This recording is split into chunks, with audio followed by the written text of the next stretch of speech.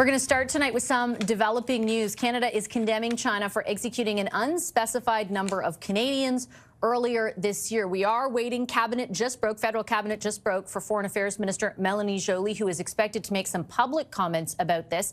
On paper, though, at least Global Affairs has released a statement that reads in part, Canada repeatedly called for clemency for these individuals at the senior-most levels and remains steadfast in its opposition to the use of the death penalty in all cases everywhere.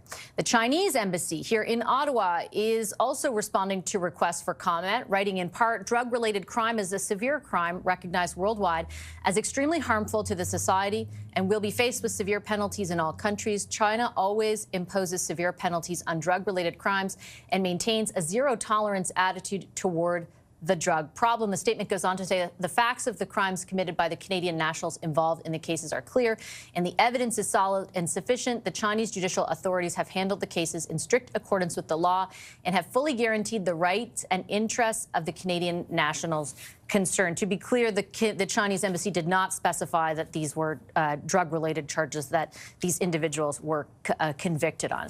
To unpack a little bit more about what this means and sort of suggestions as to what the government can do going forward is Michael Kovrig. He, of course, is a former diplomat who was detained in China for more than 1,000 days between 2018 and 2021. He is with us live tonight. Mr. Kovrig, thank you so much for making the time. I appreciate it.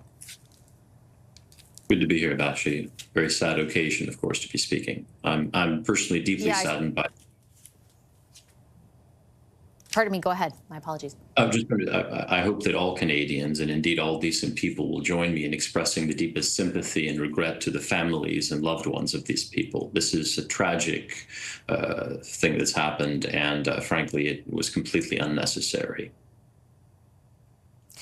Is it in any way surprising to you? I have to say that the way this news broke, the Globe and Mail first reported it, it was sort of this, you opened the article and read an unspecified number of Canadians and this sort of more very general confirmation from Global Affairs with very few details to kind of figure out exactly what has occurred. Did the fact that these executions have occurred surprise you in any way, given China's posture?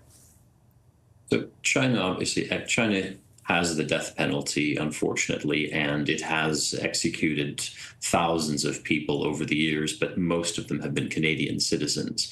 So it's not surprising that China would execute people, but what is relatively unusual is that it would execute foreign citizens. It hasn't done that in recent years, to my knowledge. So that is relatively extreme, particularly because the Chinese government is mindful of international perceptions of it. It does care how other countries view it. So to take this step is frankly demonstrating what kind of China it wants the world to see. And maybe more specifically, if I could ask you, what does it tell us about what kind of China it wants Canada to see?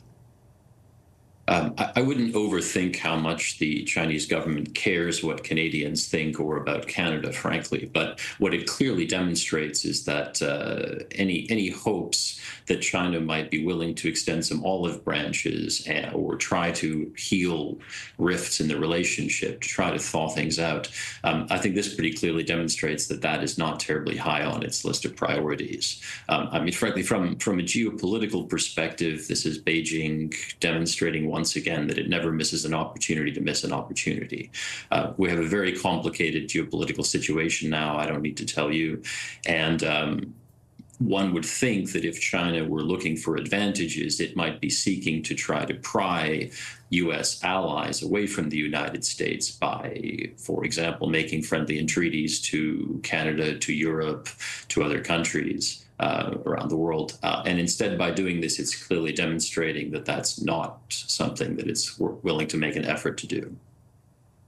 What would be your assessment of why that is the case? Because I think the way you laid it out is sort of the logical conclusion all of us who have been watching the affront from the United States would arrive at, right? That China would view that as an opening and certainly seek to improve relations with countries that are now at odds with the United States. Why, in your view, what is your assessment of why they would not go down that route?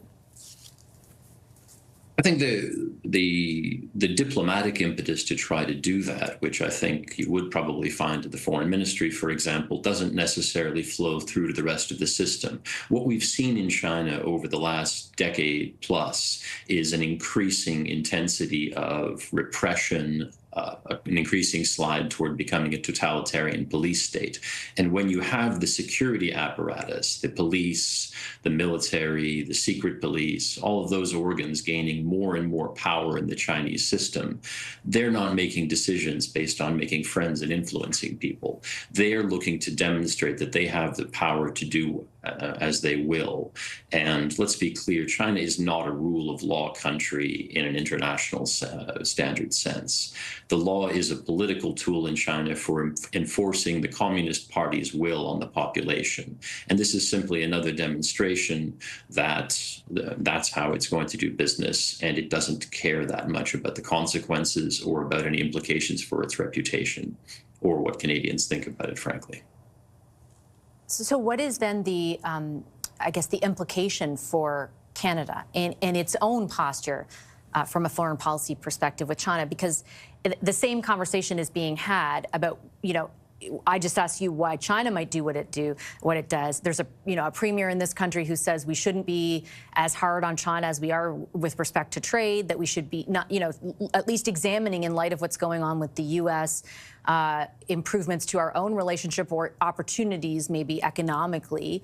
What does something like this do to that consideration in your view? I think it makes it pretty clear that any interaction that China is going to be willing to have with Canada, it's going to insist that it be on its terms, and the Communist Party is not willing to make any meaningful concessions about that for the sake of better relations, for the sake of improved trade, for anything like that.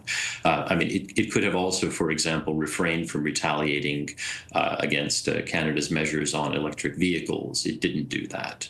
And so it's pretty clearly interested in playing exclusively hardball. And what Canada has to focus on in terms of its policy is protecting Canadians and protecting the national interest and upholding Canadian values consistently and thoroughly in well-coordinated fashion with like-minded countries when it's engaging with China. We need to be rallying other countries to stand firm on key principles for international values, but also very much for national interests.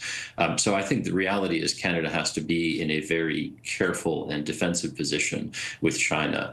The notion that there are some kind of opportunities with China that weren't there before, or likelihoods for opening, I think that is very remote.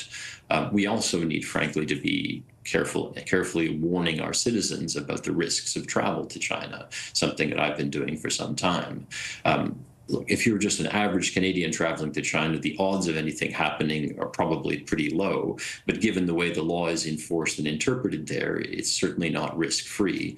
And the personal consequences for you of being there in the wrong place at the wrong time can be catastrophic. And when it comes to shoring up, you mentioned sort of talking to our allies and, essentially, I guess, shoring up support for what you just laid out. Do you think, given the change in, I guess, the way in which the U.S. is governing itself towards its own allies, that that will be a harder task? Or does a day like today and underscore how, much more important maybe than ever that doing that is? I think the current tensions with the United States obviously make that much more complicated. Personally, I would like to see the US, Canada, and like-minded countries, particularly those in the European Union, but also Japan, South Korea, Australia, New Zealand, working together much more coherently and consistently, both to uphold values and to uphold a lot of common interests that our countries have.